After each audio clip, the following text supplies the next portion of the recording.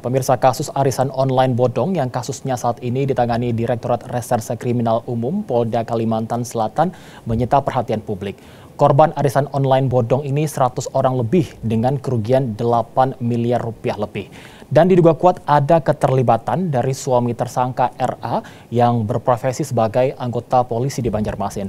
Apakah uang korban arisan bodong ini bisa dikembalikan dan tersangka bandar dapat dikenakan pasal berlapis? Berikut kita akan berbincang dengan kriminolog Muhammad Fajri, SHMH. Assalamualaikum Pak Fajri. Waalaikumsalam warahmatullahi wabarakatuh. Bagaimana kabar hari ini, sehat Pak Fajri? Sehat, Alhamdulillah. Alhamdulillah, terima kasih sudah bergabung bersama kami dalam program Kalimantan Selatan Sepekan. Kita hari ini menyoroti terkait dengan kasus arisan online bodong yang juga terjadi di Banjarmasin, dan ini juga menjadi salah satu fenomena yang mengemuka di masyarakat.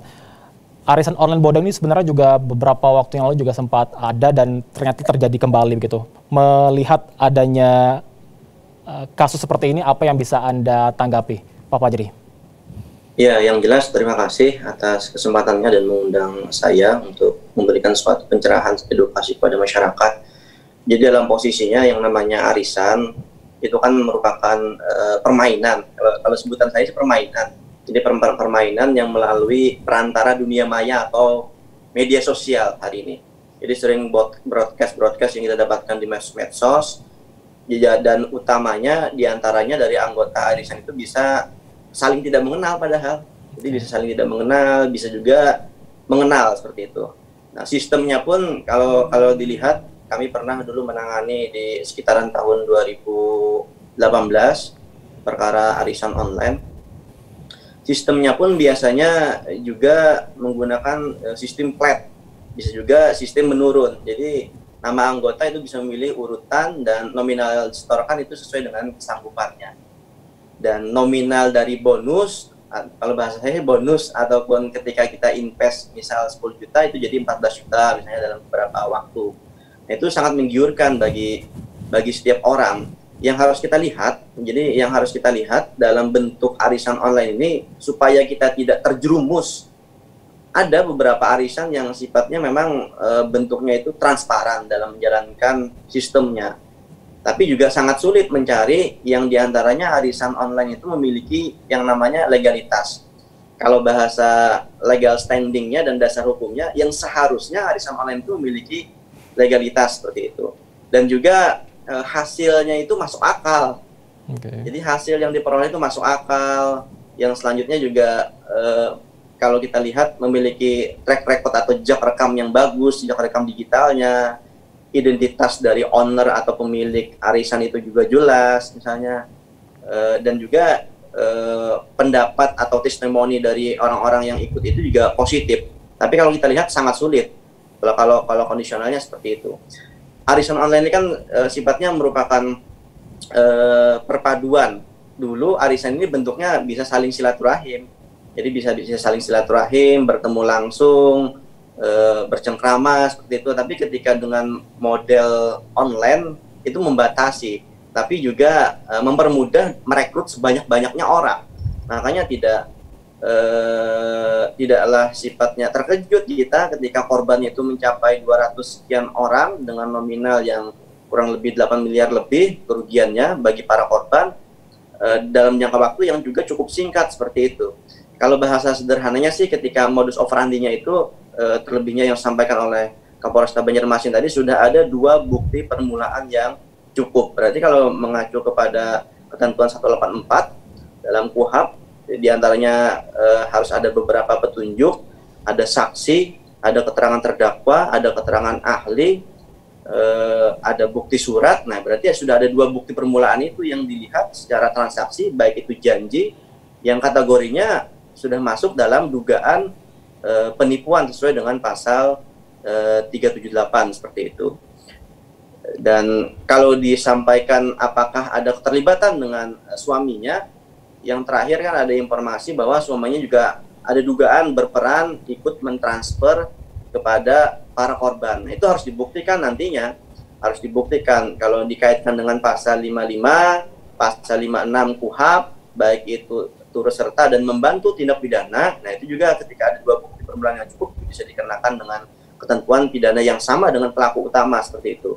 Nah, itu yang sifatnya nanti ke depan yang harus kita lihat, dan setidaknya memang kita menunggu proses lebih lanjut atas arisan online ini seperti apa nanti endingnya, sampai dengan putusannya, sampai dengan seperti apa pola-pola yang dilakukan oleh penyidik setelah menetapkan tersangka, lalu nanti ada pelimpahan kepada kejaksaan P21 sampai dengan persidangan, termasuk nanti juga yang harus dikawal dalam hakim memutuskan putusan pidana berapa kepada terdakwa seperti itu, yang nanti akan menjadi narapidana. Nah, itu juga harus dikawal bersama. Yang terakhir juga yang paling ditunggu-tunggu daripada para korban adalah berkaitan dengan aset-aset yang disita.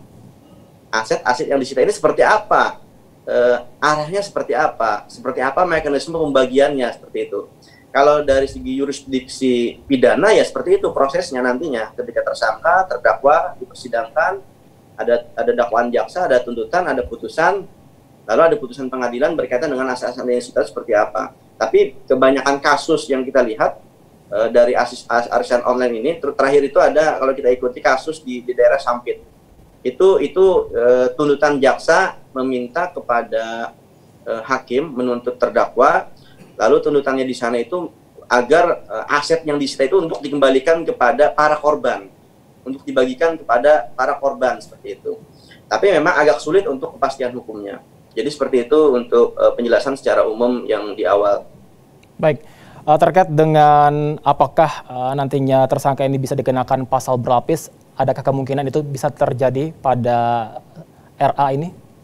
Iya, sangat memungkinkan. Karena selain pasal 372, 378, penipuan dan penggelapan, yang bersangkutan juga bisa dikenakan undang-undang ITE, seperti informasi transaksi elektronik yang melalui medsos itu, melalui WhatsApp dia menyebarkan, tapi ternyata ada janji-janji serangkaian kata bohong. Itu sudah bisa dikenakan dengan ketentuan pasal 28 di undang-undang ITE.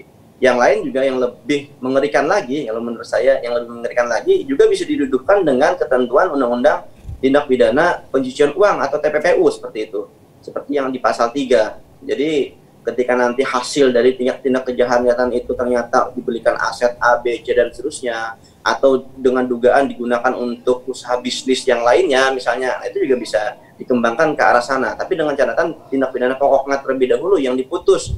Misalnya yang bersangkutan kenanya pasal berkaitan dengan penipuan atau penggelapan seperti itu. Nah, setelah itu ketika ada dua bukti permulaan yang cukup lagi untuk menjerat ke arah undang-undang TPPU, baru itu akan dinaikkan lagi nantinya untuk memberikan rasa keadilan bagi para korban seperti itu. Dari pasal-pasal yang Pak Fajri sebutkan tadi, kira-kira berapa tahun hukuman yang akan sekiranya dijalankan oleh tersangka RA dan sebagai bandar, dan juga kemungkinan ketika suaminya terlibat juga dalam kasus ini, berapa tahun juga yang kira-kira akan dihukum kepadanya? Ya, kalau ketentuan di penipuan penggelapan itu kan cuma 4 tahun itu ketentuannya. Jadi cuma 4 tahun, tapi kalau dikenakan dengan TPPU itu ancamannya bisa sampai dengan 20 tahun.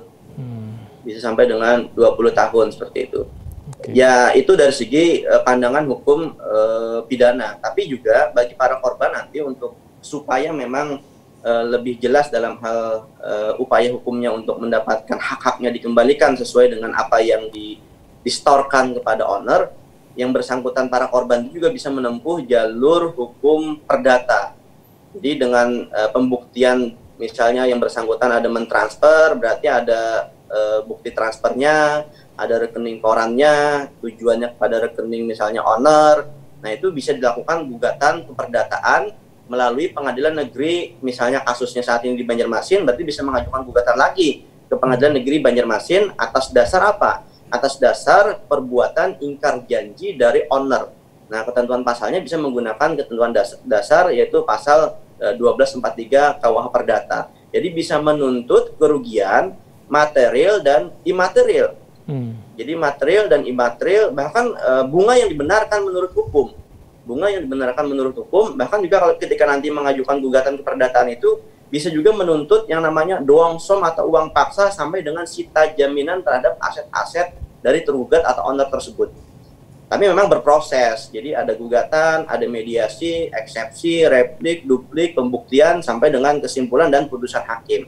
Nah, ketika bisa membuktikan apa yang didalilkan secara keperdataan, maka nanti hakim akan memutuskan berapa berdasarkan kerugian yang bisa dibuktikan. Yang lebih enak lagi nantinya ketika digugat, dari tergugat itu atau owner mengakui berapa uang yang dia terima. Nah itu akan lebih memudahkan, karena ada jurisprudensi yang mengatakan ketika ada pengakuan dari pihak tergugat itu pasti, ya kalau bahasa saya sih 100% akan dikabulkan oleh majelis hakim ketika menggugat. Yang jadi pertanyaan banyak orang seperti apa ketika nanti asetnya tidak cukup. Kalau bahasa saya sih sampai dengan kapanpun bagi tergugat ataupun owner yang sifatnya melakukan tindak pidana penipuan terhadap para korban arisan ini itu tetap harus bertanggung jawab gitu, sampai kapanpun. Jadi harus tetap bertanggung jawab, entah itu nanti pertanggungjawaban dengan cara asetnya nanti diserahkan kepada para korban atau dengan cara dicicil. Jadi antara ruang lingkup kamar pidana dan perdata itu berbeda. Pidananya tetap jalan. Dan ada juga pertanyaan seperti ini. Ketika ini berproses pidana, tapi ternyata ada perdamaian dengan para korban, itu seperti apa? Jadi perdamaian itu hanya untuk nanti meringankan saja pada saat di persidangan. Kalau yang bersangkutan sudah tersangka, jadi hanya meringankan untuk di persidangan, yang bersangkutan ada itikat baik untuk menyelesaikan. Nah, nanti hakim yang menilai ketika itikat baik dia yang bersangkutan sudah kooperatif, ada perdamaian, nah itu hakim yang menilai nantinya yang bisa memutuskan ya. Tapi setidaknya akan meringankan dari ancaman maksimalnya terhadap tindak pidana yang dituduhkan kepada terdakwa pada saat persidangan. Jadi seperti itu. Oke, ketika para korban ini menuntut haknya dan ternyata asetnya ternyata tidak cukup dan sudah dituntut secara perdata, tadi seperti yang Pak Fajri sampaikan, memang prosesnya bisa terus berjalan untuk pidananya begitu, namun ya aset-aset yang masih tersisa tersebut harus juga bisa diselesaikan begitu, Pak Fajri ya? Iya, setidaknya seperti itu. Ketika nanti memang menang dalam hal perdataan, oh ternyata ada aset baik itu bergerak dan tidak bergerak dari owner atau tergugat. Ya setidaknya aset yang sudah ada itu, yang para korban yang menggugat sudah menang di pengadilan, sampai dengan berkekuatan hukum tetap ya ingkrah. Jadi tingkatan pengadilan itu kan di tingkat pertama di Pengadilan Negeri Banjarmasin misalnya, lalu nanti banding di Pengadilan Tinggi Banjarmasin sampai dengan kasasi di Mahkamah Agung.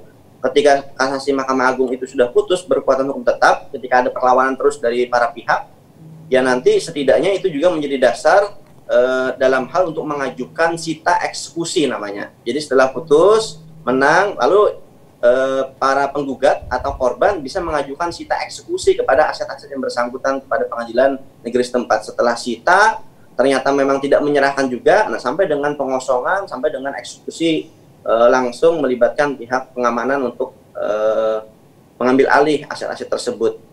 Dan juga melalui lelang bisa KPKNL biasanya seperti itu, ditaksir berapa taksiran nilai aset dari yang bersangkutan, baik itu barang bergerak dan tidak bergerak. Jadi seperti itu gambaran secara sederhananya. Tapi memang yang menjadi catatannya, semua proses itu akan melalui dengan proses waktu. Jadi tidak bisa dengan instan.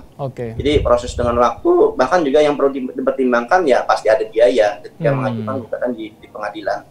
Oke, baik. Tidak bisa instan untuk prosesnya ketika kita menggugat secara perdata tersebut, Pak Fajri, banyak juga yang dikorbankan selain juga biaya, waktu, dan tenaga juga untuk bisa memprosesnya tersebut begitu. Nah mungkin ini yang juga menjadi pelajaran bagi masyarakat lainnya di luar sana ketika memilih sebuah arisan online. Tadi seperti Pak Fajri bilang, legalitasnya juga harus diperhatikan. Apakah memang arisan online itu bisa memiliki sebuah legalitas atau bagaimana Pak Fajri?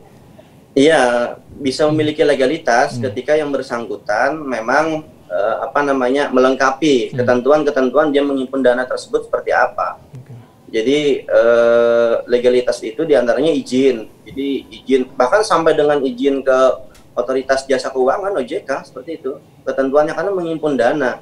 Jadi kalau saat ini kita di Kota Banjarmasin saja ketika menggalang dana bantuan sosial kemasyarakatan pada saat terjadi kebakaran atau bencana di pinggir jalan saja diatur melalui Perda.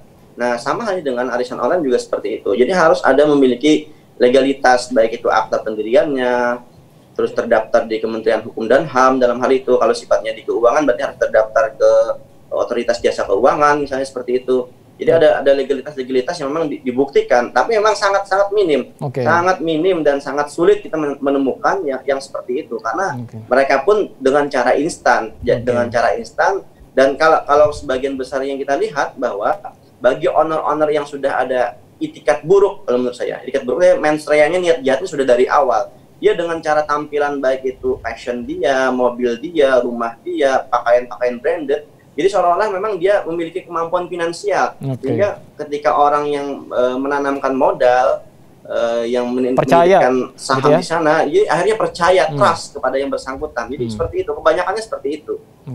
Dan orang-orang yang sifatnya percaya, melihat di medsos ya sudah, dia menanamkan. Padahal uangnya itu kalau kita lihat, gali lubang tutup lubang, dari A, B, C, dan seterusnya itu diputar seperti itu saja. Legalitas adalah hal yang sangat penting dalam sebuah arisan online ini, dan memang kalau kita melihat dari keuntungan yang ditawarkan, harusnya kita bisa menilai apakah ini wajar atau tidak wajar, begitu Pak Fajri ya. Baik, terima kasih Pak Fajri atas waktunya hari ini bersama kami dalam program Kalimantan Selatan Sepekan. Sampai jumpa lagi di lain kesempatan. Assalamualaikum warahmatullahi wabarakatuh.